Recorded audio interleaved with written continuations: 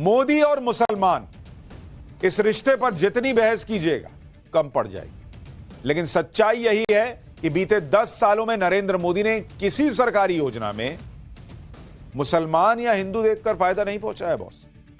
बावजूद इसके मुसलमान को भड़काने के लिए सबसे आसान रास्ता है मोदी का नाम ले लेना। पर नरेंद्र मोदी का देश को लेकर जो विजन है वो इन बातों से प्रभावित नहीं होता। आप खुद देखिए कि एक तरफ पत्थरबाजों को लेकर देश में चर्चा गर्म है, दूसरी तरफ ऐसे पत्थरबाजों पर बुलडोजर चल रहा है, तीसरी तरफ वक्फ बिल को लेकर मुसलमानों को सड़क पर उतारने की तैयारी किए बैठे हैं ओवैसी एंड कंपनी। लेकिन नरेंद्र मोदी का हिसाब क्लियर है, धर्म देखकर ना तो सजा रुकेगी और ना ही सौगात। कानून तोड़ेंगे, दंगा करेंगे, पत्थरबाजी करेंगे तो सजा तो मिलेगी बॉस।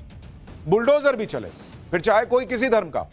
इस तरह किसी योजना का कोई लाभार्थी होगा तो उस तक फायदा जरूर पहुंचेगा, चाहे वो किसी भी धर्म का।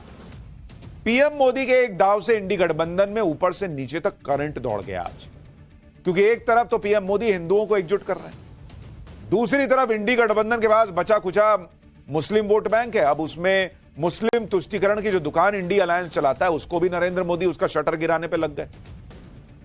उनके बैक टू बैक एक्शन से इंडी गठबंधन का बीपी बढ़ रहा है, क्योंकि आप देखिए पीएम मोदी मुस्लिम समुदाय में पिछड़े और कमजोर लोगों के लिए क्या क्या कर रहे हैं। पहला बड़ा कदम तो वक्फ संशोधन बिल लेकर आ रहे हैं, जिससे गरीब मुसलमानों को वक्फ संपत्ति का वो फायदा मिल सकेगा जो अब तक उनसे दूर था। भ्रम फैलाने वाले फैलाते रहे, लेकिन सच्चाई यही है कि गरीब मुसलमान का फायदा होगा। दूसरा, पीएम मोदी अब ईद पर मुसलमानों को बड़ी सौगात दे रहे हैं। 32 लाख गरीब मुसलमानों को एक स्पेशल किट बांट रहे हैं, जिसे सौगाते मोदी का नाम दिया गया है।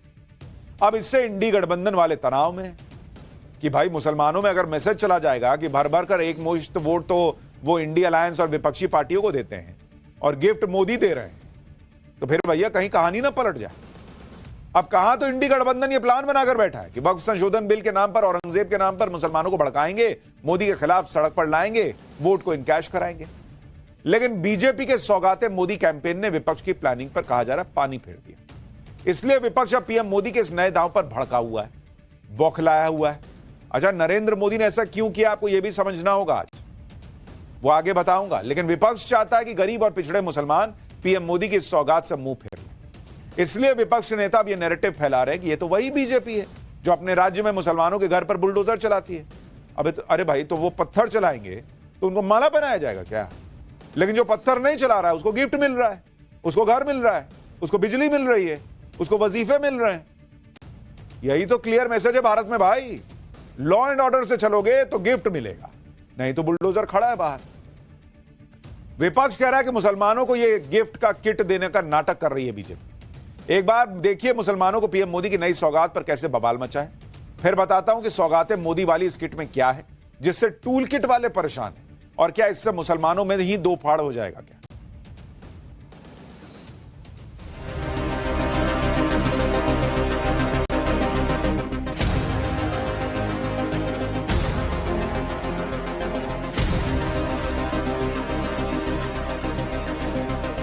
भारतीय जनता पार्टी वो दल है, उससे अगर एक वोट मिल रहा हो कुछ करने से तो वो तुरंत परफॉर्म कर देंगे। कुछ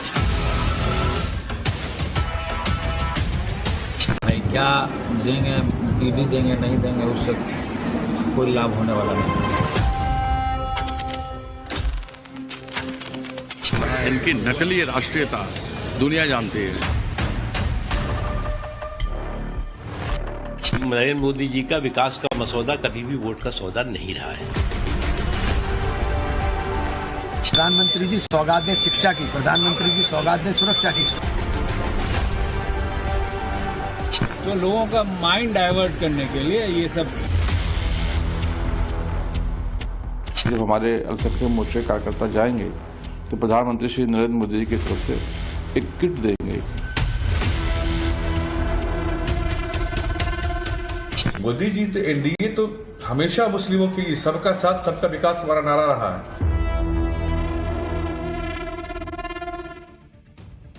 सौगाते मोदी, ये वो गिफ्ट है जिस पर कैसे बवाल मचा है वो आज आपको दिखाऊंगा। पहले देखिए कि बीजेपी का सौगाते मोदी अभियान है क्या। सौगाते मोदी योजना के जरिए बीजेपी गरीब मुसलमानों को एक स्पेशल किट देगी। 32 लाख गरीब मुसलमानों को सौगाते मोदी किट दिया जाएगा, 32,000 पार्टी पदाधिकारी 32,000 मस्जिदों से संपर्क करेंगे। ईद के मौके पर गरीब मुसलमानों को सौगाते मोदी किट दिया जाएगा। किट में चीनी है, चावल है, तेल है, ड्राई फ्रूट्स है, कपड़े भी शामिल हैं। किट में महिलाओं के लिए सूट का कपड़ा और पुरुषों के लिए कुर्ता पायजामा होगा। इसके अलावा जिला स्तर पर ईद मिलन समारोह के भी आयोजन किए जाएंगे। 500 से 600 रुपए की यह सौगाते मोदी किट सिर्फ ईद तक सीमित नहीं है। बीजेपी अल्पसंख्यक मोर्चा गुड फ्राइडे, ईस्टर, नवरोज और भारतीय संवत नववर्ष पर ऐसे तोहफे बांटेगा। कैंपेन की शुरुआत दिल्ली से हुई। जरा देखिए क्या हुआ वहां पर जब यह किट बांटने की बात आई। फिर आपको बताऊंगा कि कैसे मोदी के इस गिफ्ट ने इंडी के नेताओं में भाई आग लगा दी। देखिए पहले सौगाते मोदी इसमें लिखा हुआ है। सौगाते मोदी के अंतर्गत गरीबों में सहायता किट वितरित की जाएगी। इसमें डेट डलेगी। इसमें आप देख सकते हैं ये बीच में लोगो बना हुआ है सौगाते मोदी, और इसमें प्रधानमंत्री का भी आपको फोटो नजर आएगा। इसमें आपको जेपी नड्डा का भी फोटो नजर आएगा। और देखिए इस किट में सेवइयां हैं जो कि सेवइयों का, ये ईद जो है सेवइयों का त्योहार है। इसमें आपको ये नजर आएगी। हम ये किट अभी निकाल कर आपको दिखाते हैं क्या क्या है, फिर उसको हम अंदर रखेंगे। उसके बाद में देखिए ये दाल आपको यहाँ पर नजर आएगी। दाल भी दी जा रही है इस किट में सेवइयों के साथ में दाल, और फिर सबसे बड़ी चीज है चीनी, क्योंकि सेवइयां जब बनेगी तो चीनी से मिठास आएगी। जरूरतमंद मुसलमानों के लिए सौगाते मोदी कार्यक्रम पूरे देश में चलेगा। लेकिन जैसे ये बात सामने आई, भाई बिहार में आने वाले दिनों में चुनाव है, तो वहां हड़कंप मच गया, क्योंकि बिहार में इसी साल चुनाव है और वहां 17% मुस्लिम आबादी है, जिसको आरजेडी माने बैठी है कि ये तो हमको छोड़ के जाएंगे नहीं। इसलिए सबसे ज्यादा हल्ला आरजेडी काट रही। लालू यादव के बेटे तेज प्रताप यादव क्या कह रहे हैं, एक बार सुनिए, फिर बताऊंगा कि अखिलेश यादव से लेकर ममता बनर्जी की पार्टी तक सौगाते मोदी से बहुत टेंशन में क्यों आ गई। ये लोग आरएसएस का वंशज, नाथूराम गोडसे का वंशज, ये लोग पूरा विरोधी है। ये सब दंगा फसाद कराने वाले लोग हैं। ये लोग कभी भी किसी का नहीं है। भाई क्या देंगे, ईडी देंगे नहीं देंगे, उससे कोई लाभ होने वाला नहीं है। नरेंद्र मोदी ने एक किट, गिफ्ट वाला किट क्या भिजवाने की बात की, आग लग गई बॉस। आपने इतने दिन बिहार में मुसलमानों का वोट लिया, इन्होंने अखिलेश यादव ने यूपी में मुसलमानों का वोट लिया। कितने मुसलमान यूपी के करोड़पति बन गए भाई। आप लोग तो सरकार में रहे, सत्ता में रहे। कितने मुसलमान जो हैं वो महलों में रह रहे हैं, बंगलों में रह रहे हैं, जरा बताइए। लेकिन मुसलमान पूछता नहीं, उसको बस मोदी है, बीजेपी है, डराओ वोट ले लो का हिसाब चल रहा है। अब किसी ने गिफ्ट भी दिया तो उसमें भी बवाल है कि भाई गिफ्ट दे रहे हैं, ये गड़बड़ है मामला। इंडी गठबंधन की पार्टियां मुस्लिम वोटों की राजनीति करती आई। अखिलेश यादव यूपी में, बंगाल में ममता बनर्जी की पार्टी, दोनों ही मुस्लिम वोट का प्रेम किसी से छिपा तो है नहीं। इसलिए अखिलेश यादव को यह बात बहुत परेशान कर रही है कि बीजेपी जरूरतमंद मुसलमानों तक अपनी पहुंच बढ़ा रही है। अखिलेश यादव और ममता बनर्जी की पार्टी के सांसद क्या कह रहे हैं, सुनिए, फिर बताता हूं बिहार में सौगाते मोदी ने कैसे इंडी गठबंधन की बड़ी प्लानिंग का गणित बिगाड़ दिया है। बीजेपी और बीजेपी के खासकर खास लोग जो इतने सम्मान के साथ, इतने प्रेम के साथ त्योहार अगर मनाना चाहते हैं तो सभी त्योहार मनाने चाहिए। समाजवादियों का हमेशा ये पक्ष रहा है कि सभी त्योहार मनाने चाहिए, किसी भी धर्म के हों। खुशी की बात है कि भारतीय जनता पार्टी अब मनाने लगी है बड़े पैमाने पर, और भारतीय जनता पार्टी वो दल है, उसे अगर एक वोट मिल रहा हो कुछ करने से, तो वो तुरंत परफॉर्म कर देंगे वो चीज। इससे बड़ा मजाक और क्या हो सकता है। अब मगरमच्छ के मुंह को देखिए, खोलता है, दांतें लगती है, ऐसे लग के कितना अच्छा हंस रहा है। उसके पास लोग जाते हैं, वो निकल जाता है। वही हाल है बीजेपी का, केवल झूठ बोलना, इसके अलावा कुछ नहीं करना। इनकी नकली राष्ट्रीयता दुनिया जानती है। अखिलेश यादव कह रहे हैं कि बीजेपी को किसी काम से एक वोट भी मिलेगा तो वो काम कर देते हैं। इसका मतलब वो मान रहे हैं कि इस काम से वोट मिल सकता है, बीजेपी मान रही है। यही इन लोगों की दिक्कत है। इनको लग रहा है कि इससे कहीं मुसलमान जो है वो दो फाड़ ना हो जाए, कहीं कुछ मुसलमानों को ऐसा ना लग जाए कि यार नरेंद्र मोदी को लेकर जो बोला है वो तो मामला गड़बड़ लग रहा है। ये आदमी तो घर भी दे रहा है, बिजली भी दे रहा है, राशन भी दे रहा है और गिफ्ट भी भिजवा रहा है। मुसलमानों को पीएम मोदी के गिफ्ट से कांग्रेस भी तनाव में। वक्फ बिल पर खून बहाने की बात करने वाले कांग्रेस सांसद इमरान मसूद कह रहे हैं कि देना है तो शिक्षा दो, सुरक्षा दो। सुनिए इमरान मसूद क्या कह रहे हैं फिर बताता हूं कि जब पीएम मोदी के नाम वाली किट खुलेगी तो कैसे सालों की इनकी मेहनत बर्बाद हो जाएगी। ये सौगात देनी है, प्रधानमंत्री जी हैं। प्रधानमंत्री जी के इस गेस्टर का मैं स्वागत करता हूं। प्रधानमंत्री जी को अगर सौगात देनी है तो प्रधानमंत्री जी सौगात दें शिक्षा की, प्रधानमंत्री जी सौगात दें सुरक्षा की, प्रधानमंत्री जी सौगात दें सम्मान की। प्रधानमंत्री जी मुसलमान को वो चीज है जो मुसलमान को जरूरत है। ये जो शिक्षा और दूसरी सौगातें मांग रहे हैं कांग्रेस के सांसद और कह रहे हैं कि इन सौगातों की मुसलमान को जरूरत है, तो 75 साल हो गए आजादी के, उससे ज्यादा ही हो गए, 60 साल तो कम से कम कांग्रेस ने राज किया होगा। ये सौगात मुसलमानों को क्यों नहीं दी? क्यों मुसलमानों को आज भी गरीब और अशिक्षित बनाकर छोड़ा हुआ है? और फिर भी मुसलमान का भर भर के वोट लेते हैं किस बात पे कि हम तुमको बचा के रख रहे। किससे बचा के रख रहे बॉस? खुद क्यों नहीं दिया ये सौगात 70 सालों में भाई? ना मुसलमान पूछेगा ना ये बताएंगे। इमरान मसूद कह रहे हैं कि देना है तो मुसलमानों को शिक्षा दो, सुरक्षा दो, सम्मान दो। ऐसी बातें कहने का मतलब यह है कि जैसे मुसलमानों को मोदी राज में कुछ मिलता ही नहीं। खुद तो दिए नहीं, लेकिन नरेंद्र मोदी ने मुसलमानों के लिए जैसे कुछ किया ही नहीं ये दिखा रहे हैं। लेकिन नरेंद्र मोदी ने मुसलमानों के लिए जो किया वो इनको दिखेगा नहीं, और दिख भी रहा है तो दिखाना नहीं चाहेंगे, क्योंकि नरेंद्र मोदी ने कभी मुसलमानों के नाम पर इनकी तरह तुष्टीकरण की राजनीति नहीं की, वोट बैंक की तरह इस्तेमाल नहीं किया, मुस्लिम वोट के लिए हाथ नहीं फैलाए, भड़काने वाली राजनीति नहीं की, पत्थर उठाने और दंगा करने वालों को उकसाया नहीं, वोट ना मिलने पर बदले की भावना से काम नहीं किया। जो लोग पूछ रहे हैं कि मुसलमानों को किट देने से क्या ही हो जाएगा, क्योंकि उनको लगता है कि भाई ये कुछ भी दीजिएगा, मुसलमान वोट तो नहीं देगा। ये वही लोग हैं जो कहते हैं कि मोदी ने मुसलमानों के लिए कुछ नहीं किया, जबकि सच साबित सब जानते हैं कि नरेंद्र मोदी ने अपनी किसी भी स्कीम में न धर्म देखा न जाति। नरेंद्र मोदी ने गरीबों के लिए 2 करोड़ 31 लाख घर बनवाए, उसमें 31% घर अल्पसंख्यकों के।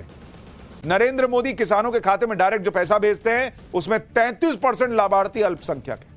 प्रधानमंत्री उज्ज्वला योजना में 37% लाभार्थी अल्पसंख्यक थे।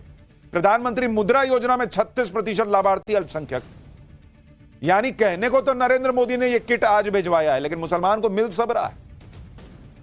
और नरेंद्र मोदी का हिसाब यह है कि बॉस मैं तो प्रधानमंत्री हूं, जब योजना चलाऊंगा तो ये थोड़ी है कि मुसलमान को कहूंगा तुम हटो, तुमको नहीं दूंगा, ये सब हिंदू को जाएगा। ऐसा नहीं है बॉस।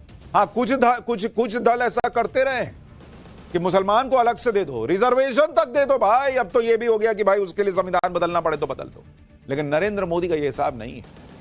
अल्पसंख्यक समुदाय में ज्यादातर मुस्लिम समुदाय के लोग होते हैं जिन्हें नरेंद्र मोदी की योजनाओं का फायदा मिल रहा है। आप देखिए कि ईद के त्योहार पर पीएम मोदी की तस्वीर लगी किट जब जरूरतमंद मुसलमानों के परिवारों तक पहुंचेगी, जब वो किट खुलेगी, तो इतने सालों तक मोदी के नाम पर जो मुसलमानों को भड़काया गया वो नैरेटिव कमजोर नहीं पड़ेगा। बीजेपी नेता भी यही कह रहे हैं कि नरेंद्र मोदी का विकास का मसौदा कभी वोट का सौदा नहीं रहा। एक बार सुनिए इसको, फिर दिखाता हूं बिहार में इफ्तार पर कैसे घमासान मच गया है। इन पिछले अगर आप 10 सालों में देखें, 11 सालों में देखें, तो आखिरी पायदान पे खड़े हुए व्यक्ति की आंखों में खुशी और उनकी जिंदगी में खुशहाली के लिए उन्होंने काम किया है। उन वर्गों ने, उन लोगों ने जिन्होंने कि वोट में कंजूसी की, लेकिन उन्होंने विकास में उनकी कमी नहीं की। और ये बात सही है कि नरेंद्र मोदी जी का विकास का मसौदा कभी भी वोट का सौदा नहीं रहा है।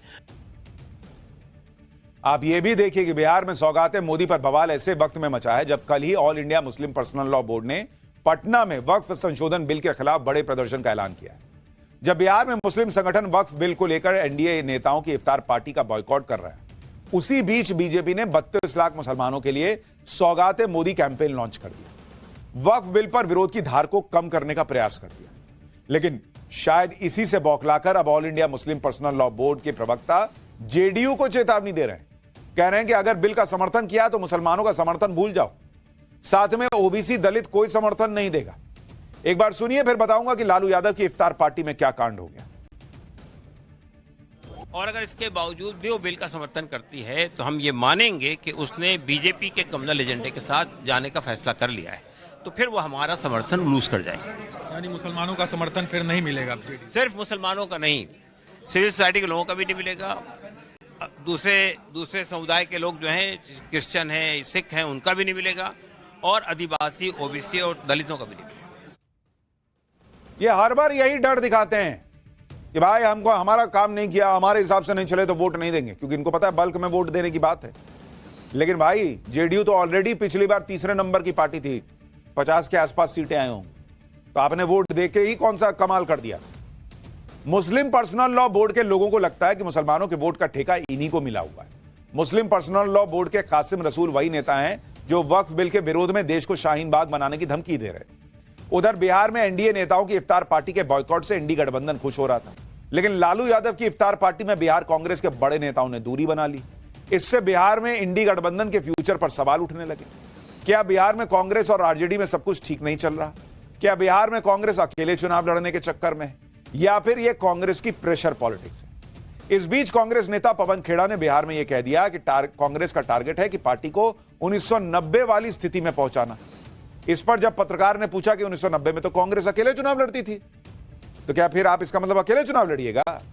इस पर पवन खेड़ा कोई साफ जवाब नहीं दे पाए। सुनिए क्या हुआ वहां पर। पवन खेड़ा साहब, आपने कहा कि 1990 के पहले का जो कांग्रेस था उस स्थिति में हम पार्टी को लाना चाहते हैं बिहार में। 1990 के पहले आपका किसी पार्टी से यहाँ गठबंधन नहीं था, अपने दम पर सरकार सत्ता में, अपनी पार्टी सत्ता में थी। तो क्या यह माना जाए कि जो विधानसभा चुनाव होगा 2025 में, लास्ट में अक्टूबर नवंबर में, तो आप किसी पार्टी से गठबंधन नहीं करेंगे? आप सवाल किसी भी समय पूछ सकते हैं, जवाब का समय आता है तब सब जवाब दिया। मैंने कहा आप सवाल किसी भी समय कोई भी सवाल पूछ सकते हैं, ये आजादी कांग्रेस पार्टी हमेशा मानती है पत्रकारों के पास है, लेकिन सही सवाल का जो सही जवाब है उसका एक सही वक्त आता है। इनसे पूछिए सवाल तो ये सही सवाल का सही समय पे सही जवाब देंगे, लेकिन ये जो सवाल पूछ लें किसी से भी घूम फिर के, उसका जवाब तुरंत मिलना चाहिए, नहीं तो सामने वाला भाग रहा है उस सवाल से। हालांकि आज जब राहुल गांधी और कांग्रेस अध्यक्ष मल्लिकार्जुन खड़गे ने बिहार कांग्रेस के नेताओं के साथ बैठक की, तो प्रदेश अध्यक्ष से लेकर प्रभारी और विधायकों ने आरजेडी के साथ गठबंधन की वकालत की।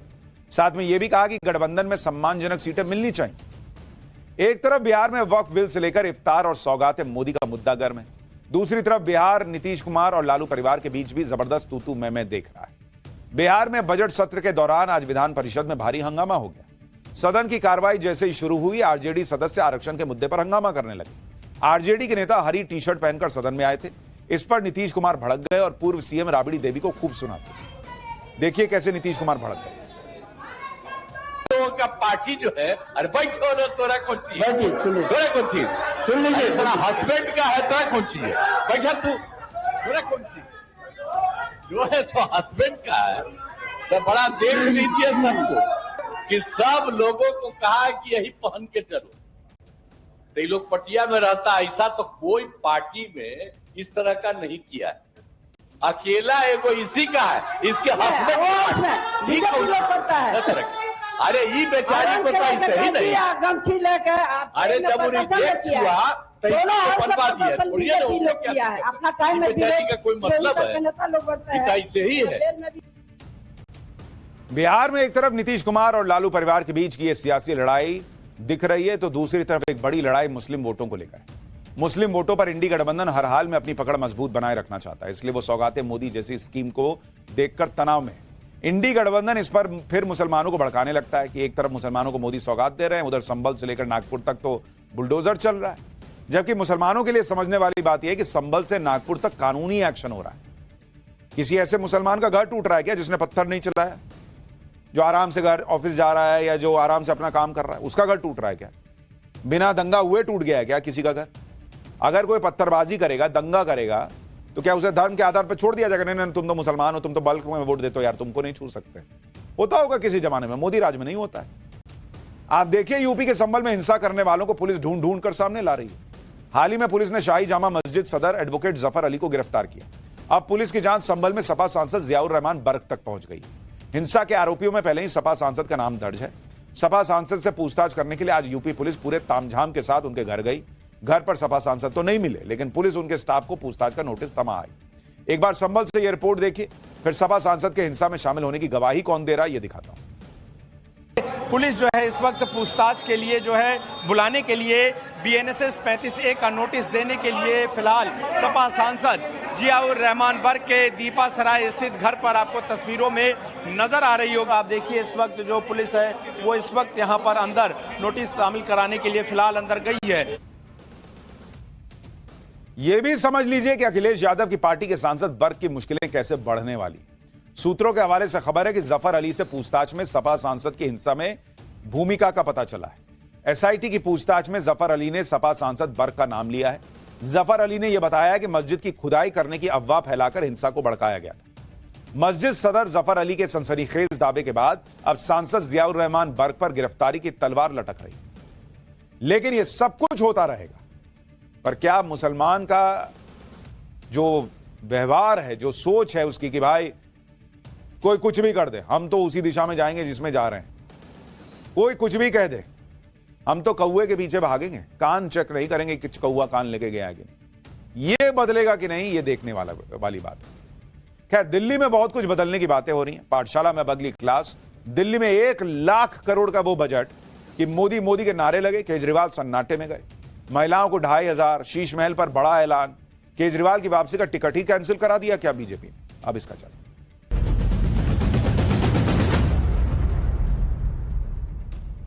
जब से बीजेपी ने दिल्ली जीतकर सरकार बनाई है, तब से लोग यही कह रहे हैं कि दिल्ली में अगर नरेंद्र मोदी की टीम ने पीएम मोदी के वादों की गारंटी पूरी कर दी तो दिल्ली में फिर अरविंद केजरीवाल की वापसी का टिकट कैंसिल होना तय है।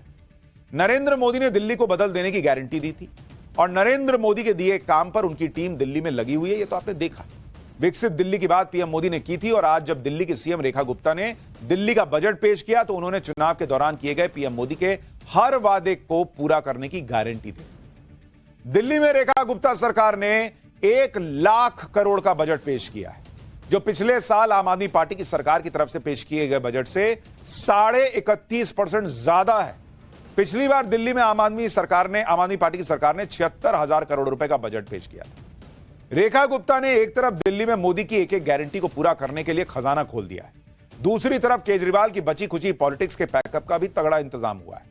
सीएम रेखा गुप्ता ने शीश महल के बहाने अरविंद केजरीवाल पर बड़ा हमला बोला। अपने बजट को आम आदमी पार्टी का शीश महल वर्सेस गरीबों के लिए घर वाला बता दिया। दिल्ली में 27 साल बाद सत्ता में लौटी बीजेपी की सरकार के पहले बजट में कैसे मोदी की गारंटी पूरी करने का पूरा एक्शन प्लान है, यह आपको दिखाऊंगा। पहले आज वहां विधानसभा में क्या हुआ उसकी एक झलक देखिए।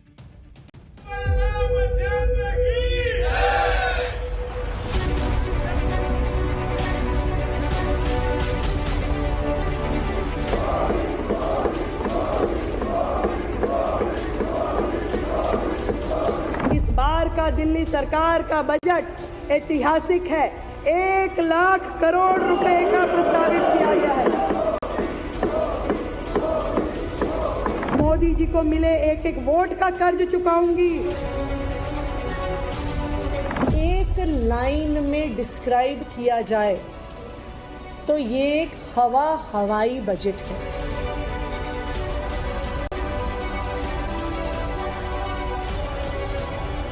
आपने अपने लिए शीश महल बनवाया, हम गरीबों के घर बनवाएंगे। पर्यटन में शीश महल भी शामिल कर देंगे, टिकट लगा के दिखाएंगे लोगों को। 2 घंटे से ज्यादा के बजट के भाषण में दिल्ली की मुख्यमंत्री रेखा गुप्ता जी ने 1.5 घंटा बिताया होगा अरविंद केजरीवाल जी को और आम आदमी पार्टी को गालियां देने।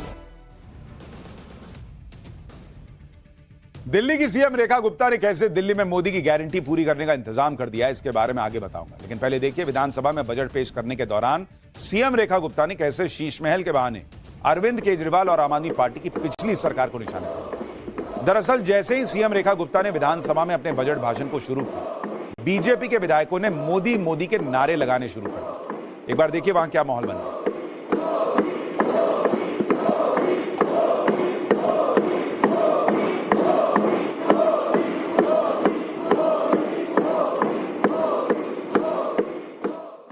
नारेबाजी की वजह से कुछ देर के लिए सीएम रेखा गुप्ता को बजट भाषण रोकना पड़ा, क्योंकि विधायक मोदी मोदी किए जा रहे। लेकिन इसके बाद जब उन्होंने बजट भाषण शुरू किया तो अरविंद केजरीवाल और आम आदमी पार्टी की पिछली सरकार के दौरान हुए सारे विवादों की लिस्ट गिनाई और आम आदमी पार्टी को दिल्ली की बदहाली के लिए जिम्मेदार ठहराया। दिल्ली में टूरिज्म को बढ़ावा देने के लिए बजट का ऐलान करते हुए सीएम रेखा गुप्ता ने कहा कि दिल्ली के टूरिज्म सर्किट में शीश महल को भी जोड़ा जाएगा और इसे देखने के लिए टिकट लगाया जाएगा कि आओ देखो कैसे लोग शीश महल बना बना के रहते थे। आप भी सीएम रेखा गुप्ता को सुनिए, फिर आपको बताऊंगा सीएम रेखा गुप्ता ने शीश महल के बहाने आम आदमी पार्टी की सरकार और अपनी सरकार में फर्क क्या बताया। शीश महल भी शामिल कर देंगे, शीश महल भी शामिल कर देंगे, पर्यटन में शीश महल भी शामिल कर देंगे, कर देंगे। डाल देंगे, टिकट लगा के दिखाएंगे लोगों को, लोगों देखेंगे, शीश महल भी शामिल करेंगे। भाई अभी तक लोग जो दिल्ली में आते हैं मुगल काल के महल देखने जाते हैं, मकबरे देखने जाते हैं, इस तरह की चीजें जो दिल्ली में हैं पुरानी वो देखने जाते हैं, लाल किला देखने जाते हैं। लेकिन अब कहा जा रहा है कि भाई शीश महल दिखाया जाएगा, टिकट लगा के देखो, ये भी एक महल है। पर्यटन के बहाने शीश महल का मुद्दा उठा तो सीएम रेखा गुप्ता ने आम आदमी पार्टी की पिछली सरकार और अपनी सरकार में फर्क बताया। उन्होंने कहा कि आलीशान शीश महल और शीश महल में लगे महंगे टॉयलेट पॉट के बहाने अरविंद केजरीवाल जो है ना वो पब्लिक के सामने एक्सपोज हो गए। रेखा गुप्ता ने कहा कि आम आदमी पार्टी के सीएम अरविंद केजरीवाल ने अपने लिए शीश महल बनाया तो उनकी सरकार गरीबों के लिए घर बनाकर देगी। सीएम रेखा गुप्ता ने कहा कि अरविंद केजरीवाल ने शीश महल में लाखों की टॉयलेट सीट लगवाई तो बीजेपी की सरकार झुग्गी वालों के लिए शौचालय बनवाएगी। सुनिए एक बार उनको। आपने अपने लिए शीश महल बनवाया, हम गरीबों के घर बनवाएंगे।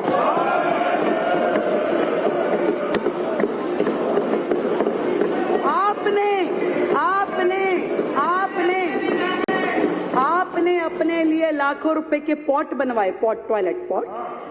हम झुग्गी वालों के लिए शौचालय बनवाएंगे, हम झुग्गी वालों के लिए शौचालय बनवाएंगे, चलान घर बनवाएंगे। बहुत फर्क है आप में और हम में। अब लोग यही कह रहे हैं कि शीश महल तो एक्सपोज हो ही गया, अगर झुग्गी वालों को ये सुविधाएं मिल गई तो अरविंद केजरीवाल जो पंजाब में जाकर बैठे हैं, बहुत दिन से लोग कह रहे हैं, वो वापसी का टिकट कैसे कराएंगे भाई? दिल्ली आएंगे कैसे? बीजेपी तो उनका टिकट कैंसिल कराने में लगी हुई है, आरएसी भी नहीं मिलेगी ट्रेन में भाई, ऐसी हालत हो जाएगी। दिल्ली में रेखा गुप्ता की सरकार ने कैसे पीएम मोदी की हर गारंटी को पूरा करने की तैयारी कर ली है, इसके लिए दिल्ली सरकार के बजट के बड़े ऐलानों को समझना जरूरी है। महिला समृद्धि योजना के लिए 5100 करोड़ का बजट रख दिया गया है। इसके जरिए दिल्ली की महिलाओं को हर महीने 2500 रुपए दिए जाएंगे। आयुष्मान योजना के लिए 2144 करोड़ का बजट तय किया गया है। केंद्र सरकार की आयुष्मान योजना से 5 लाख रुपए तक का मुफ्त इलाज तो मिलेगा ही, साथ ही दिल्ली सरकार अपनी तरफ से 5 लाख रुपए और जोड़ेगी, यानी आयुष्मान योजना के तहत दिल्ली वालों को कुल 10 लाख तक का मुफ्त इलाज मिलेगा। मातृत्व वंदन योजना के लिए 210 करोड़ का बजट है। इस योजना के तहत दिल्ली की गर्भवती महिलाओं को 21,000 रुपए की मदद दी जाएगी। दिल्ली में अटल कैंटीन योजना के लिए 100 करोड़ के बजट की घोषणा की गई है। इस योजना के तहत 100 अटल कैंटीन्स खोली जाएंगी जहां गरीबों को मात्र 5 रुपए में भोजन मिले। दिल्ली में छात्रों को मुफ्त लैपटॉप बांटने के लिए 750 करोड़ रुपए खर्च किए जाएंगे। दिल्ली की झुग्गियों में इंफ्रास्ट्रक्चर को मजबूत करने के लिए 696 करोड़ रुपए का बजट रखा गया है कि भैया झुग्गियों को चमकाओ, झुग्गी वालों को अच्छे घर बना के दो, अच्छा शौचालय दो। यह बजट में प्रावधान है। विकसित दिल्ली की थीम पर पेश किए गए बजट पर दिल्ली की सीएम रेखा गुप्ता को एक बार सुनिए, फिर बताऊंगा आम आदमी पार्टी इस बजट को लेकर क्या कह रही है। बड़े गर्व के साथ मैं आज इस सदन के समक्ष बताना चाहती हूं कि इस बार का दिल्ली सरकार का बजट ऐतिहासिक है। 1 लाख करोड़ रुपए का प्रस्तावित किया गया है। 1 लाख करोड़ रुपए का बजट प्रस्तावित किया गया है। 1 लाख करोड़ रुपए का बजट।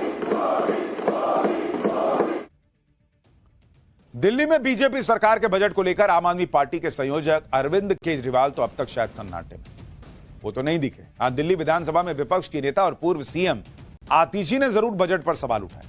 आतिशी ने 1 लाख करोड़ के बजट को हवा हवाई बताया और बिना इकोनॉमिक सर्वे के बजट पेश किए जाने पर हैरानी जताई। आतिशी ने रेखा गुप्ता सरकार को इकोनॉमिक सर्वे की रिपोर्ट पेश करने की चुनौती दी और कहा कि इससे दूध का दूध पानी का पानी हो जाए। दिल्ली के बजट पर आतिशी को भी सुनिए, फिर बताता हूं यमुना की सफाई के लिए रेखा गुप्ता सरकार ने बजट में क्या ब्लूप्रिंट पेश किया है। क्या यमुना साफ हो पाएगी इस बजट से, आगे बताऊंगा, पहले आतिशी को सुनिए। इस 1 लाख करोड़ तक के बजट का कोई वास्तव में आधार होता, अगर सरकार के पास वास्तव में 1 लाख करोड़ रुपए का रेवेन्यू आ रहा होता तो इकोनॉमिक सर्वे सदन पटल पर होता, लेकिन नहीं रखा। इसलिए नहीं रखा क्योंकि इनके हवाई बजट में से इकोनॉमिक सर्वे के डेटा के आधार पर हवा निकल जाती, सारा दूध का दूध पानी का पानी हो जाता। जिन लोगों ने सालों साल सीएजी की रिपोर्ट सदन में नहीं रखी, वो आज इकोनॉमिक सर्वे सदन में क्यों नहीं रखा गया, इस पे सवाल पूछ रहे हैं। विधानसभा चुनाव में बीजेपी ने यमुना नदी के प्रदूषण को बड़ा मुद्दा बनाया। बीजेपी को प्रचंड बहुमत के साथ दिल्ली में जीत मिली तो पीएम मोदी ने भी दिल्ली वालों को भरोसा दिया था, यमुना को निर्मल बनाने का वादा कर रहा हूं, करके दिखाऊंगा। मोदी की इस गारंटी को पूरा करने का ब्लूप्रिंट आज दिल्ली की सीएम रेखा गुप्ता ने बजट में पेश कर दिया। दिल्ली में यमुना को पूरी तरह प्रदूषण मुक्त कराने के लिए 9,000 करोड़ का बजट रखा गया है। इसके साथ ही यमुना में गिरने वाली गंदगी को रोकने के लिए 500 करोड़ रुपए अलग से खर्च करने की घोषणा की गई। दिल्ली में यमुना में गिरने वाले नालों के गंदे पानी को ट्रीट करने के लिए 40 नए सीवेज ट्रीटमेंट प्लांट बनेंगे। दिल्ली में पहले से मौजूद 37 सीवेज ट्रीटमेंट प्लांट की क्षमता बढ़ाई जाएगी। इसके लिए 40 करोड़ की लागत से मॉडर्न मशीनें खरीदी जाएंगी। यमुना की सहायक साहिबी नदी को फिर से जिंदा करने के लिए एक्शन प्लान तैयार किया गया है, जो प्रदूषण की वजह से नजफगढ़ ड्रेन बन चुकी है और यमुना में प्रदूषण की एक बड़ी वजह है। इसके लिए अलग से 200 करोड़ का बजट रखा गया है। इसके अलावा हरियाणा से दिल्ली आने वाली मुनक नहर को पाइपलाइन में बदला जाएगा, जिससे पानी की चोरी रोकी जा सके। इसके लिए भी 200 करोड़ रुपए का बजट तय किया गया। हालांकि बजट में यमुना के लिए एक्शन प्लान पेश करने से पहले ही दिल्ली की बीजेपी सरकार इसकी सफाई के मिशन में जुट चुकी है और यमुना की सफाई के लिए दिल्ली की बीजेपी सरकार ने केंद्र सरकार से मदद की गुहार लगाई है। यमुना सफाई अभियान पर बजट भाषण में सीएम रेखा गुप्ता ने क्या कहा, वो भी एक बार सुन लीजिए। फिर बताऊंगा कैसे मुगल और दूसरे आक्रांताओं पर मचे बवाल की गूंज दिल्ली के बजट सेशन में भी सुनाई। हमारी मां है, आराध्य है। यमुना की सफाई हमारे घोषणा पत्र का एक महत्वपूर्ण अंग है। इसके लिए हमने 500 करोड़ रुपए की लागत से 40 decentralise sewage plant 40 decentralise sewage plant, ताकि कोई भी गंदा नाला यमुना जी में ना गिरे। 40 करोड़ रुपए की लागत से मॉडर्न मशीनरी खरीदने के लिए भी बजट का प्रावधान किया है और इसके अलावा दिल्ली के वाटर और सीवेज इंफ्रास्ट्रक्चर को इंटरनेशनल स्टैंडर्ड्स के साथ जोड़ने के लिए भारत की राजधानी दिल्ली में काम किया जाएगा और भारत सरकार से इस मद में हमने 2000 करोड़ की फाइनेंशियल असिस्टेंस मांगी है। दिल्ली विधानसभा के बजट सत्र में औरंगजेब और दूसरे आक्रांताओं पर छिड़े बवाल की गूंज भी सुनाई दी। दिल्ली की सीएम रेखा गुप्ता इस मुद्दे पर अरविंद केजरीवाल और आम आदमी पार्टी की पिछली सरकार को लपेटती दिखी। सुनिए क्या हुआ वहां पर। दिल की बस्ती पुरानी दिल्ली है, दिल की बस्ती पुरानी दिल्ली है। जो भी गुजरा उसे लूट के चला गया, जो भी गुजरा उसे लूट के चला गया। कभी तो विदेशी आक्रांताओं ने दिल्ली को लूटा, कभी मुगलों ने, कभी अफगानों ने, कभी अंग्रेजों ने और कभी पिछली सरकारों ने और कभी राज्य की सरकारों ने उन्हें लूटा। दिल्ली एक ऐसा शहर है जिसने बार बार खुद को मिटते हुए और फिर संवरते हुए देखा। इतिहास गवाह है कि चाहे तैमूर का कहर हो, नादिर शाह की लूट हो या अहमद शाह अब्दाली की बर्बरता हो, हर बार दिल्ली ने अपने घावों को बुलाकर फिर से अपना वैभव प्राप्त किया। यानी दिल्ली को लेकर बड़ा प्लान तो बन गया है, बजट भी आ चुका है।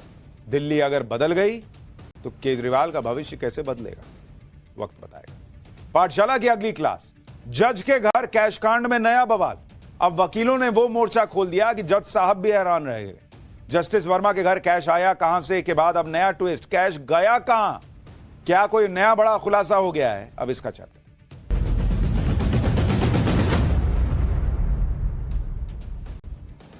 दिल्ली हाईकोर्ट के जस्टिस यशवंत वर्मा और उनसे जुड़े कैश कांड से जुड़े नए नए खुलासे हो रहे हैं। इस मामले में नए नए ट्विस्ट आ रहे हैं। जस्टिस यशवंत वर्मा इस कैश कांड में बुरी तरह से घिरे हुए हैं।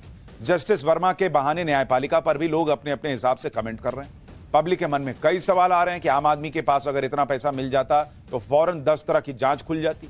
सुप्रीम कोर्ट ने जस्टिस वर्मा की जांच के लिए कमेटी का गठन कर दिया है। कमेटी ने जांच शुरू भी कर दी है। सुप्रीम कोर्ट कोलिजियम ने जस्टिस वर्मा का ट्रांसफर इलाहाबाद हाईकोर्ट में कर दिया, जिसके बाद इलाहाबाद के साथ देश के अलग अलग कोर्ट में विरोध प्रदर्शन शुरू हो गया है। जस्टिस वर्मा के घर से जो कैश मिला है उसको लेकर भी कई तरह के सवाल हैं, जिसकी चर्चा पब्लिक में खूब हो रही। हर कोई यह जानना चाहता है कि जस्टिस वर्मा के घर से कितना कैश मिला। भाई नोटों के बंडल जले दिख रहे हैं, लेकिन कितना कैश था यह तो पता चले। कैश बोरे में था तो कितनी बोरियां वहां पर थी? जो कैश मिला वो अभी कहां रखा गया है? जले हुए नोटों का अब क्या होगा? और यह पैसा आया कहां से था? यह तो सबसे बड़ा सवाल, सबसे बेसिक सवाल है ये, जिसका जवाब किसी के पास नहीं है, बस चर्चाएं हो रही। कोई 15 करोड़ कह दे रहा है, कोई कुछ और डेटा बता दे रहा है। कुल मिलाकर जस्टिस वर्मा और कैश कांड का रहस्य गहरा होता जा रहा है। आज आपको इस रहस्य की परतें खोलने की कोशिश करेंगे, आपके लिए यह भी दिखाएंगे कि जस्टिस वर्मा के खिलाफ किस तरह से झाड़ू वाला प्रोटेस्ट शुरू हो गया है। लेकिन जो हो रहा है, जो बवाल मचा है, जस्टिस वर्मा और जुडिशरी में भ्रष्टाचार को लेकर कैसे मोर्चा खुल गया है और कैसे वकीलों ने मोर्चा खोल दिया है, जरा उसकी एक झलक देखिए।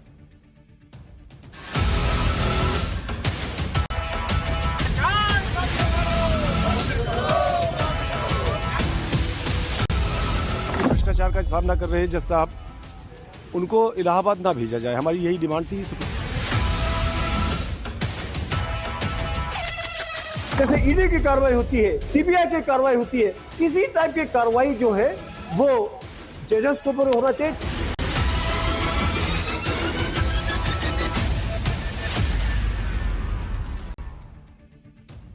भाई लोग तो पूछ रहे हैं कि आम आदमी के घर से पैसा मिलता तो ईडी सीबीआई जांच कर रही होती, जज साहब के यहां से मिला तो जज साहब ही जांच कर रहे हैं। जजेस को अपॉइंट जज करेंगे, जज की जांच जज करेंगे। लोग कह रहे हैं भाई सच कैसे पता चलेगा, विश्वास कैसे जगेगा। जस्टिस वर्मा दिल्ली हाईकोर्ट आने से पहले इलाहाबाद हाईकोर्ट में जज थे और अब फिर से उनका ट्रांसफर पेरेंट हाईकोर्ट में कर दिया गया। जस्टिस वर्मा के ट्रांसफर का इलाहाबाद हाईकोर्ट बार एसोसिएशन शुरू से विरोध कर रहा है। अब तो इलाहाबाद हाईकोर्ट के वकीलों ने हड़ताल शुरू कर दी। इलाहाबाद हाईकोर्ट के वकील अनिश्चितकालीन हड़ताल पर चले गए। उनकी डिमांड है कि जस्टिस वर्मा का ट्रांसफर इलाहाबाद न किया जाए और जस्टिस वर्मा की आम आदमी की तरह जांच हो। इलाहाबाद हाईकोर्ट बार एसोसिएशन ने तो यहां तक कह दिया कि इलाहाबाद हाईकोर्ट कोई कूड़ा घर नहीं है जहां भ्रष्टाचार के आरोप लगे जज का ट्रांसफर कर दिया गया है। इलाहाबाद हाईकोर्ट के वकील आज क्या कह रहे हैं, सुनिए जरा। हमारी डिमांड है कि बिना लेट किए हुए कि सारे एविडेंस डिस्ट्रॉय ना हो पाए, जो बचे खुचे हैं वो बचे रहें।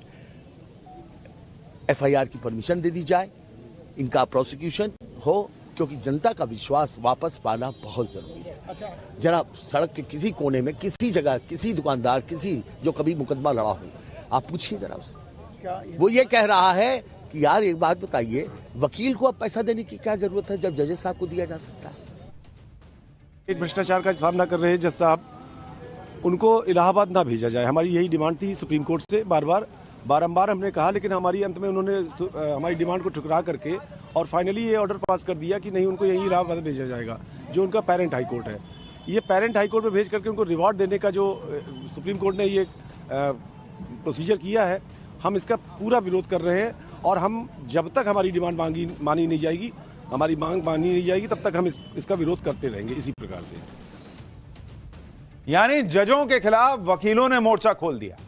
इलाहाबाद हाईकोर्ट बार एसोसिएशन के अध्यक्ष तो कह रहे हैं भाई कि पब्लिक में चर्चा हो रही है कि वकील को पैसा क्यों देना, सीधा जज को देंगे फिर अगर ऐसा पैसा नहीं मिल रहा है। वो कह रहे पब्लिक में ये सब चर्चा चल रही है, बहुत गंभीर बात कह रहे हैं वो, बड़ा मुद्दा उठा रहे हैं वो कि भाई जुडिशरी को पाक साफ दिखाना जरूरी है, उसका जो अस्तित्व है कि भाई मैं एकदम क्लियर हूं, वो स्थापित होना जरूरी है। इलाहाबाद के साथ वाराणसी में भी जस्टिस वर्मा का विरोध हो रहा है। वाराणसी की अदालत में वकीलों ने अनोखे अंदाज में जस्टिस वर्मा का विरोध कर दिया। वकीलों ने अदालत के बाहर सड़क पर झाड़ू लगाकर अपना विरोध दर्ज कराया। वाराणसी के वकीलों ने कहा कि न्यायपालिका में भ्रष्टाचार को खत्म करने के लिए कदम उठाए जाने चाहिए। वकीलों ने जस्टिस वर्मा गो बैक के नारे तक लगाए। सुनिए बनारस में कैसे विरोध हो रहा है उनका। भ्रष्टाचार बंद करो, बंद करो, बंद करो। न्यायपालिका में भ्रष्टाचार बंद करो, बंद करो, बंद करो। Justice Verma go back, go back, go back. भ्रष्टाचार खत्म करो, लगाते रहिए। जस्टिस वर्मा के घर पर मिले कैश कांड में अब तक कई ट्विस्ट आ चुके हैं, जिसके बारे में पाठशाला में मैंने आपको बताया भी था। घर से मिले कैश के बारे में भी कई तरह की बातें की गई। कैश मिला ही नहीं, दिल्ली पुलिस से लेकर दिल्ली फायर सर्विस तक के हवाले से कहा गया कि कैश किसी ने देखा नहीं। तरह तरह की बातें चलती रही सोशल मीडिया से लेकर हर जगह। फिर कहा गया कि कैश नहीं मिला, ये किसी ने नहीं कहा। फिर सुप्रीम कोर्ट की प्रेस रिलीज आई जिसमें कहा गया कि घटना को लेकर अफवाहें फैलाई जा रही। यानी लोग कंफ्यूज हो गए थे कि आखिर सच क्या है, कैश मिला या नहीं मिला। इस कंफ्यूजन को सुप्रीम कोर्ट ने ही दूर किया और जस्टिस वर्मा के घर से मिले कैश का वीडियो जारी कर दिया। आप देखिए, ये वही वीडियो है जिसमें जस्टिस वर्मा के घर कैश का ढेर मिला। जस्टिस वर्मा के घर आग लगने के बाद फायर सर्विस के कर्मचारी पहुंचे, आग बुझाई गई और फिर ये कैश का वीडियो जो है वो सबने देखा। इसी के साथ सुप्रीम कोर्ट कोलिजियम ने जस्टिस वर्मा पर एक्शन भी लिया। जस्टिस वर्मा से दिल्ली हाईकोर्ट में न्यायिक कार्यभार वापस ले लिया गया। जस्टिस वर्मा का ट्रांसफर वापस इलाहाबाद हाईकोर्ट कर दिया गया। मामले की जांच 3 सदस्यीय टीम को सौंप दी गई। जस्टिस वर्मा के घर 14 मार्च को आग लगी थी। जो कैश का वीडियो है वो घटना के समय का है, लेकिन जस्टिस वर्मा पर एक्शन लेने में 5 से 6 दिन लग गए, जबकि कैश मिलने की खबर के बाद ही सुप्रीम कोर्ट को कार्रवाई करनी चाहिए थी। दिल्ली हाईकोर्ट के रिटायर्ड जज एस.एन. ढींगरा भी यही बात कह रहे हैं कि जुडिशरी में करप्शन है, और आज से नहीं है, बहुत पहले से है। और हमारी जुडिशरी के जो महामहिम हैं, जिनको इसके ऊपर एक्शन लेना चाहिए, उन्हें भी मालूम है। पहले तो हाईकोर्ट और सुप्रीम कोर्ट के जजों के लिए कोई नियम ही नहीं है के अंदर नोट पकड़े गए तो सुप्रीम कोर्ट में को इमीडिएटली एफआईआर दर्ज करने की परमिशन देनी चाहिए थी। कि ठीक है, करप्शन है, जैसे आम आदमी के ऊपर एफआईआर दर्ज होती है, इसके ऊपर भी एक न्यायाधीश के ऊपर भी उसी प्रकार एफआईआर दर्ज करने की परमिशन दी जाए, और उसके साथ साथ आगे की कार्रवाई की जाए। सुप्रीम कोर्ट को तो ये करना चाहिए था, उन्होंने ट्रांसफर कर दिया। जस्टिस वर्मा कैश कांड की जांच के लिए जो 3 सदस्यीय टीम बनाई गई है, उसके बारे में भी आपको बताता हूं। जांच टीम ने पंजाब और हरियाणा हाईकोर्ट के चीफ जस्टिस शील नागू, हिमाचल प्रदेश हाईकोर्ट के चीफ जस्टिस जीएस संधावरालिया और कर्नाटक हाईकोर्ट की जस्टिस अनु शिवरामन भी शामिल है। जांच टीम के तीनों सदस्य आज जस्टिस यशवंत वर्मा के घर पहुंचे। टीम उस स्टोर रूम में गई जहां 500 के नोटों से भरी जली बोरियां मिली। कहा जा रहा है कि जांच टीम ने 45 मिनट तक जस्टिस वर्मा के घर का जायजा लिया और जांच की। लेकिन सवाल यह भी है कि जस्टिस यशवंत वर्मा के घर पहुंची जांच टीम को क्या मिला, क्योंकि चर्चा है कि कमरे को खाली करा लिया गया है, कैश कहां है किसी को पता नहीं, पुलिस ने कुछ भी सीज नहीं किया है, रिकवरी कितनी हुई यह भी नहीं पता है। अब इसे लापरवाही कहें या फिर प्रोटोकॉल की हाईकोर्ट के जज के घर पुलिस कैसे जा सकती है और कैसे बिना परमिशन एक्शन ले सकती है और कुछ सीज कर सकती है। लेकिन इसका असर यह हुआ कि जले हुए नोट के रूप में जो सबूत हैं वो जस्टिस वर्मा के घर के बाहर कूड़े में मिल गए। तस्वीरें जस्टिस वर्मा के घर के बाहर मिले जले हुए कैश की है, ये देखिए। कचरा साफ करने वालों को जले हुए नोट मिल रहे हैं। सफाई कर्मचारी ने क्या बताया था वो भी एक बार सुनिए। ये जले हुए नोट थे यहाँ पे, ये हम कूड़ा उठा रहे थे तो उसमें पूरा नोट जला हुआ था, बीच का हिस्सा बचा हुआ था। सिर्फ 500 के नोट थे। हमने की सोचा, मैंने यहाँ किसी के घर में आग लगी होगी, उसके पैसे जल गए होंगे शायद, तो उसका कूड़ा यहाँ गिरा था, वो हम उठा रहे थे, उसमें से 500 के नोट निकल रहे थे जले हुए। वो ऐसे देखो ही मुश्किल से 20-25 नोट तो ऐसे थे और कुछ कूड़े में जा चुके थे। आप खुद देखिए कि जस्टिस यशवंत वर्मा कैश कांड में कितनी परतें हैं। जिस तरह का अनअकाउंटेड कैश जस्टिस वर्मा के घर से मिला, उतना कैश किसी आम आदमी के घर या नेता के घर से मिलता तो अभी तक वो आदमी जेल की सलाखों के पीछे होता। खुद अदालतें ईडी और सीबीआई जांच के लिए आदेश दे देती। इसी वजह से जस्टिस वर्मा कैश कांड को लेकर सवाल खड़े हो रहे हैं। जैसे जस्टिस वर्मा के घर से मलबा किसने हटाया, घर से निकला मलबा कहां भेजा गया या फेंका गया, जिस स्टोर से कैश मिला उसे पुलिस ने सील क्यों नहीं किया, घटना से जुड़े सीसीटीवी फुटेज कहां है, घर के स्टोर रूम में कैश क्यों रखा हुआ था, जिस फोन से वीडियो बना क्या उसे जब्त किया गया, कैश मिलने की खबर चीफ जस्टिस को देने में 16 घंटे की देरी क्यों। जस्टिस वर्मा के घर आग 14 मार्च को रात करीब 11:30 बजे लगी। दिल्ली पुलिस ने दिल्ली हाईकोर्ट के चीफ जस्टिस को 15 मार्च शाम करीब 5 बजे जानकारी दी। अगर कैश का वीडियो था तो पुलिस को फौरन ही चीफ जस्टिस को खबर दे देनी चाहिए थी। एक सिटिंग जज पर लगे आरोप और जांच को लेकर ऐसे सवालों की चर्चा पब्लिक भी कर रही है। जस्टिस वर्मा पर लगे आरोपों के खिलाफ अब अलग अलग संगठन भी प्रोटेस्ट कर रहे हैं। जबलपुर में आम लोगों ने जस्टिस वर्मा के खिलाफ प्रोटेस्ट किया। जस्टिस वर्मा की जांच सीबीआई और ईडी से कराए जाने की मांग की। हमारी मांग यह है कि साधारण व्यक्तियों पर जो कार्रवाई होती है, जैसे ईडी की कार्रवाई होती है, जैसे कि सीबीआई की कार्रवाई होती है, एसआईटी की कार्रवाई की, इसी टाइप की कार्रवाई जो है वो जजेस के ऊपर होना चाहिए, चाहे वो सुप्रीम कोर्ट का हो, चाहे हाई कोर्ट का हो, चाहे लोअर कोर्ट का हो। भाई हम और आप या कोई भी आम आदमी जब किसी के खिलाफ शिकायत करता है या फिर कानूनी कार्रवाई करता है तो सबसे पहले एफआईआर दर्ज करवाता है। अब सवाल है कि क्या किसी सिटिंग जज के ऊपर भी आम आदमी की तरह एफआईआर दर्ज कराई जा सकती है? नियम क्या कहता है? सुप्रीम कोर्ट ने 1991 में 1991 में एक फैसला दिया था जिसके मुताबिक उच्च अदालतों के किसी भी सिटिंग जज को उनके काम के दौरान लगे भ्रष्टाचार के आरोपों पर प्रिवेंशन ऑफ करप्ट एक्ट के तहत कोई छूट नहीं मिलती है, यानी उनके खिलाफ जांच की जा सकती है। लेकिन फैसले में सुप्रीम कोर्ट ने यह भी कहा कि बिना चीफ जस्टिस ऑफ इंडिया से सलाह लिए किसी भी जज के खिलाफ क्रिमिनल केस में एफआईआर नहीं दर्ज कराई जा सकती। अगर सुप्रीम कोर्ट के चीफ जस्टिस को लगता है कि एफआईआर दर्ज करने की जरूरत नहीं है तो केस ही रजिस्टर नहीं होगा। सुप्रीम कोर्ट के चीफ जस्टिस राष्ट्रपति की सहमति पर ही किसी जज के खिलाफ क्रिमिनल केस चलाने की अनुमति दे सकते हैं। यानी अगर एफआईआर होनी भी है तो चीफ जस्टिस ऑफ इंडिया से पूछकर होगी, उनकी सहमति से होगी। क्या यह सहमति लेने का प्रयास हुआ है, यह भी किसी को नहीं पता। पाठशाला में अगला चैप्टर। भाई जुडिशरी में तो बदलाव की मांग सब कर रहे हैं, लेकिन क्या देश में सांसदों नेताओं के लिए कुछ बदला है? सांसदों की मनमानी सैलरी बढ़ाने पर पीएम मोदी ने कौन सा चाबुक चला दिया है? कहीं 200% का सैलरी जंप, कहीं 150% का इंक्रीमेंट, लेकिन मोदी ने क्यों कह दिया कि यह सब नहीं चलेगा बॉस? अब इसका चैप्टर।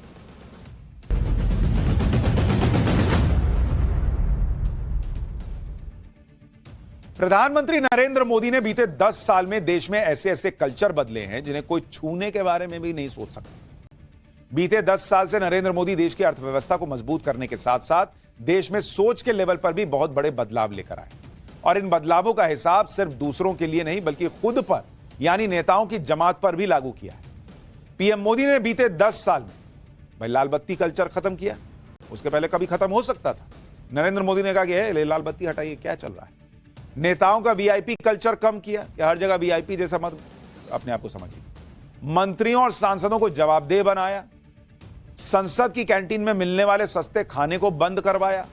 सरकारी पैसे के दुरुपयोग को कंट्रोल किया गया। कई बार नेताओं को यह बात पसंद नहीं आती क्योंकि सब इसके पहले तो सब अपने हिसाब से चल रहा था, लेकिन नरेंद्र मोदी रुकते नहीं। और इन्हीं बदलावों में एक बहुत बड़ा बदलाव जो पीएम मोदी लाए हैं वो है सांसदों या नेताओं की मनमानी सैलरी हाइक पर रोक। मतलब जितना मन किया उतना पैसा बढ़ा लिया, ना किसी से पूछना, ना किसी को जवाब देना। भाई संसद में पास कराना, करा लिया। सब सांसदों की तो सैलरी बढ़ रही है, कौन बोलेगा कि नहीं बढ़ाओ?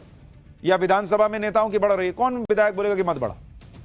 लेकिन पीएम मोदी ने सांसदों की मनमानी सैलरी बढ़ाने पर चाबुक चला दिया, कह दिया कि यह नहीं चलेगा बॉस। और तभी तो नरेंद्र मोदी सरकार में 7 साल बाद अब जाकर सांसदों की सैलरी बढ़ी। और कितनी बढ़ी है? सिर्फ 24%। आपको इसके हिसाब से अगर आप देखेंगे कि ये जो सांसदों की सैलरी बढ़ी है उसको लेकर भी चर्चा हो रही है, लेकिन आपको जानना चाहिए कि हुआ क्या है। सांसदों की सैलरी जो अभी इस साल बढ़ी है, कितने साल के बाद बढ़ी है? 7 साल बाद। लास्ट बढ़ी थी 2018 में, बाद ये सैलरी बढ़ी है। अभी कितनी है सैलरी? मौजूदा सैलरी कितनी है? मौजूदा सैलरी है 1 लाख रुपए। और बढ़कर कितनी हुई? बढ़कर हो गई है 1,24,000, 24K। यानी 7 साल बाद कितनी बढ़ोतरी हुई है? 24%। और अगर आप इसका एवरेज निकालिएगा कि सालाना औसत कितना बनता है 7 साल में, चूंकि बढ़ी है, सालाना औसत बनता है 3% से कुछ ज्यादा। मतलब एनुअल इंक्रीमेंट 3% का हुआ है सांसदों की सैलरी, जो कि आप पहले सोच भी नहीं सकते थे। सांसदों की सैलरी में बढ़ोतरी को लेकर लोग इस बात की भी चर्चा कर रहे हैं कि एक तरफ कर्नाटक है जहां मुख्यमंत्री सिद्धारमैया ने अपने मंत्रियों विधायकों की सैलरी एक साथ 100% बढ़ा दी, दूसरी तरफ पीएम मोदी हैं जिन्होंने मात्र 24% का इंक्रीमेंट दिया है। इसके बारे में आगे बताऊंगा, लेकिन आगे बढ़ने से पहले सांसदों की सैलरी के अलावा और क्या क्या बढ़ा है उनकी अलाउंसेस में, वो भी देखिए। सैलरी के अलावा सांसदों के डेली अलाउंस और पेंशन को भी बढ़ाया गया है। डेली अलाउंस 2,000 रुपए से बढ़ाकर 2,500 रुपए किया गया है। पूर्व सांसदों की पेंशन हर महीने 25,000 रुपए से बढ़ाकर 31,000 रुपए कर दी गई। इसके अलावा 5 साल से ज्यादा समय तक सांसद रहे सदस्यों को एक्स्ट्रा पेंशन भी हर महीने 2,000 रुपए से बढ़ाकर 2,500 रुपए कर दी गई। यह बढ़ोतरी कॉस्ट इन्फ्लेशन इंडेक्स यानी महंगाई को ध्यान में रखते हुए बढ़ाई गई है। यह बढ़ी हुई सैलरी 1 अप्रैल 2023 से लागू होगी। आपको जानकर हैरानी होगी कि साल 2020 में पीएम मोदी ने कोरोना काल के दौरान 1 साल के लिए सांसदों और मंत्रियों की सैलरी में 30% की कटौती भी कर दी थी।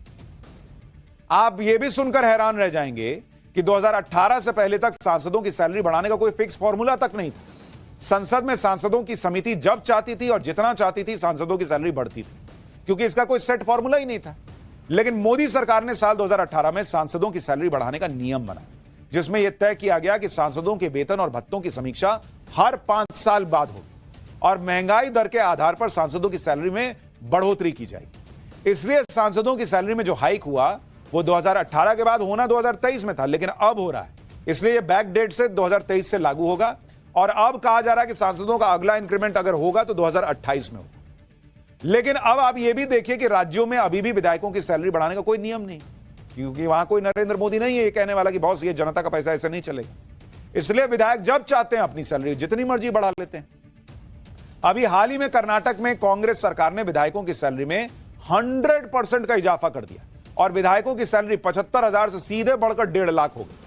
जून 2024 में झारखंड मुक्ति मोर्चा की सरकार ने भी अपने विधायकों और मंत्रियों की सैलरी 50% बढ़ा दी। साल 2023 में दिल्ली के मुख्यमंत्री रहते हुए अरविंद केजरीवाल ने अपनी सैलरी 136% बढ़ाकर 1,70,000 रुपए महीने कर ली थी और विधायकों की सैलरी भी 66% बढ़ा दी।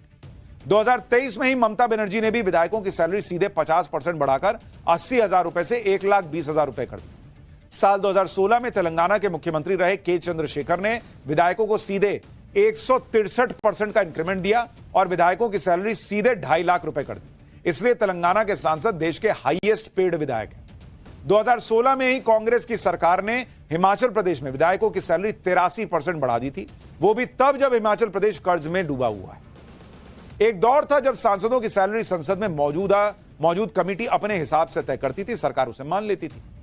आप जानकर हैरान रह जाएंगे कि 2010 में कांग्रेस सरकार के दौरान सांसदों की सैलरी 300% बढ़ा दी गई थी। तब सांसदों की सैलरी 16,000 रुपए से सीधे बढ़ाकर 50,000 रुपए कर दी गई थी। इसके अलावा दूसरे भत्ते और सुविधाओं में 100% की बढ़ोतरी की गई थी।